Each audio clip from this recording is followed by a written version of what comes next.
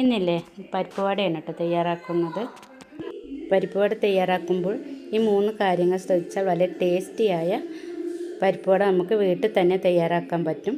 അപ്പോൾ അതെങ്ങനെ തയ്യാറാക്കാൻ നോക്കാം. അതിന് വേണ്ടിയിട്ട് ഞാനിതാ 1.5 കപ്പ് പരിപ്പ് ഞാൻ എടുത്തിട്ട് 2 മണിക്കൂർ കഴുകിയിട്ട് വെള്ളത്തിലിട്ട് വെച്ചിരിക്കുകയാണ് കേട്ടോ. അപ്പോൾ 2 മണിക്കൂർ നമുക്കൊന്ന് മൂടി വെക്കാം. അതിനുശേഷം നമുക്കതിലേക്ക് ഒരു അരപ്പ് തയ്യാറാക്കണം. അതിന് വേണ്ടി വലിയ ജീരകം 1 ടീസ്പൂണ്, 2 വറ്റൽമുളക്, 1 ഉണ്ട വെളുത്തുള്ളി എടുത്തിട്ടുണ്ട് കേട്ടോ. അത് നമുക്കൊന്ന് മിക്സിയുടെ ജാറിലിട്ടിട്ട് ഒന്ന് ചതച്ചെടുക്കണം കേട്ടോ.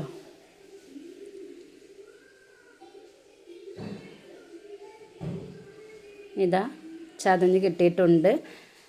നല്ലൊന്ന് പൊടിച്ചെടുക്കുക കേട്ടോ. ഇനി ഇതിലേക്ക് നമ്മൾ കുതിർത്തി വെച്ച പരിപ്പ് വെള്ളത്തിൽ നിന്ന് ഊറ്റിയിട്ട് ഇതിലേക്ക് ഇട്ട് കൊടുക്കുകയാണ്. കുറേശ്ശെ ഇട്ടിട്ട് ഒന്ന് പൊടിച്ചെടുക്കുക. ഇപ്പോൾ മുഴുവനായും ഇതുപോലെ അരച്ചെടുത്തിട്ടുണ്ട് കേട്ടോ. നല്ല ഒന്ന് പൊടിഞ്ഞ് കിട്ടിയിട്ടുണ്ട്. ഇനി നമുക്കിതിലേക്ക് വേണ്ടത് ചെറിയ ഉള്ളിയാണ്. ഒരു 10-20 ചെറിയ ഉള്ളി, 2 പച്ചമുളക്, അതുപോലെ തന്നെ 1 സവോള, 1 കഷ്ണം ഇഞ്ചി, കുറച്ച് കറിവേപ്പില. ഇനി ഇതിലേക്ക് ആവശ്യത്തിനുള്ള ഉപ്പിട്ട് കൊടുക്കുകയാണ്.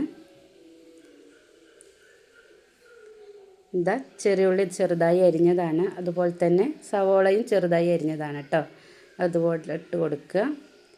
ഇനി ഇതിലേക്ക് ചെറുതായി അരിഞ്ഞ പച്ചമുളകും അതുപോലെ തന്നെ ഇഞ്ചി ചെറുതായി അരിഞ്ഞതും കൂടി ചേർത്ത് കൊടുക്കുക. അതുപോലെ കറിവേപ്പില ഇതുപോലെ ഒന്ന് മുറിച്ചിട്ട് കൊടുക്കുക കേട്ടോ. ഇനി നമുക്കിതിന്ന് ഞാനൊരു പിടി പരിപ്പ് മാറ്റി വെച്ചിട്ടുണ്ടായിരുന്നു, പുതിർത്തിയ പരിപ്പ്. അതിലേക്ക് ഇട്ട് കൊടുക്കുക. എന്നിട്ട് നല്ലൊന്ന് മിക്സാക്കി എടുക്കുക കേട്ടോ. ഇതിൽ നമ്മൾ വെളുത്തുള്ളിയും ഒക്കെ ചേർക്കുന്നതുകൊണ്ട് ഗ്യാസിൻ്റെ പ്രശ്നമൊന്നും ഉണ്ടാവില്ല. പരിപ്പൊക്കെ കൂട്ടിയാൽ ചിലവർക്ക് ഗ്യാസിൻ്റെ പ്രശ്നമൊക്കെ ഉണ്ടാവില്ല. അതുകൊണ്ട് ഈ വെളുത്തുള്ളി ചേർക്കുന്നതുകൊണ്ട് അതിൻ്റെ പ്രശ്നമൊന്നും ഉണ്ടാവില്ല കേട്ടോ. നല്ല ടേസ്റ്റാണ് വെളുത്തുള്ളിൻ്റെയും അതുപോലെ തന്നെ ആ ഉണക്കൽ മുളകും ചെറിയ ഉള്ളിയൊക്കെ ഒന്ന് മൊരിഞ്ഞ് വരുമ്പോൾ ഉള്ളൊരു ടേസ്റ്റ് പ്രത്യേക ഒരു ടേസ്റ്റാണ് കേട്ടോ. അപ്പം നമുക്കിനി ഇത് പൊരിച്ചെടുക്കാം. ചെറിയ ഉരുളകളാക്കി ഇതുപോലെ കയ്യിലൊന്ന് കുറച്ച് ഇങ്ങനെ പരത്തി കൊടുക്കുക കേട്ടോ. നല്ല കട്ടി വേണ്ട, ഒന്ന് കനം കുറച്ച് പരത്തുന്നതായിരിക്കും ടേസ്റ്റ് ഉണ്ടാവുക കേട്ടോ. കട്ടിയായാൽ ഉള്ളൊക്കെ ഒന്ന് വെന്ത് കിട്ടാനൊക്കെ പണിയാവും. അപ്പോൾ നല്ലൊന്ന് കുറച്ച് പരത്തിയെടുക്കുക. അപ്പോൾ നല്ല ടേസ്റ്റാണ്. നല്ല മൊരിഞ്ഞ് വരുമ്പോൾ കറുമുറാന്ന് കടിച്ച് തിന്നാൽ നല്ല ടേസ്റ്റാണ് കേട്ടോ.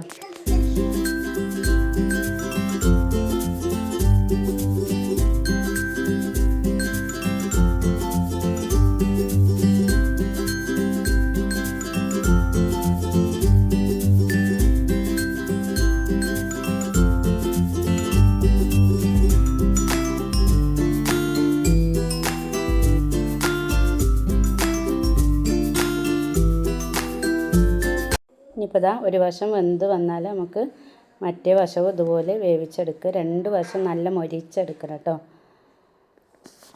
അപ്പോഴാണ് ടേസ്റ്റ് ഉണ്ടാവുള്ളൂ. മീഡിയത്തിൽ ലോ ഫ്ലെയിമിൽ വെച്ചിട്ട് വേണം വേവിച്ചെടുക്കാൻ. ഫുള്ള് തീയിലിട്ടാൽ നമുക്ക് വെന്ത് കിട്ടൂല, പുറം കരിഞ്ഞ് കിട്ടേ ചെയ്യുള്ളൂ. അപ്പോൾ അത് ശ്രദ്ധിക്കണം. അപ്പോൾ 2 വശം മൊരിഞ്ഞ് വന്നിട്ടുണ്ട്. ഞാനിതൊരു പാത്രത്തിലേക്ക് മാറ്റുകയാണ്. അതുപോലെ തന്നെ ബാക്കിയുള്ളത് ഇതുപോലെ ഫ്രൈ ചെയ്തെടുക്കുക.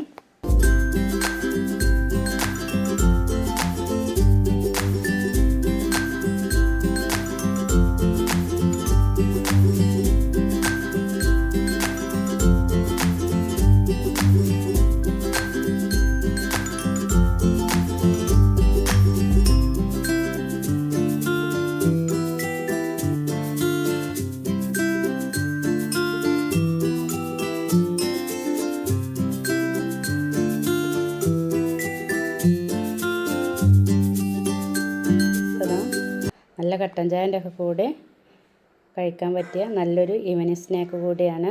അതുപോലെ തന്നെ എൻ്റെ റെസിപ്പി നിങ്ങൾക്ക് ഇഷ്ടപ്പെടുകയാണെങ്കിൽ ലൈക്കും കമൻറ്റും സബ്സ്ക്രൈബും ഒക്കെ ചെയ്യാം കേട്ടോ. Thank you.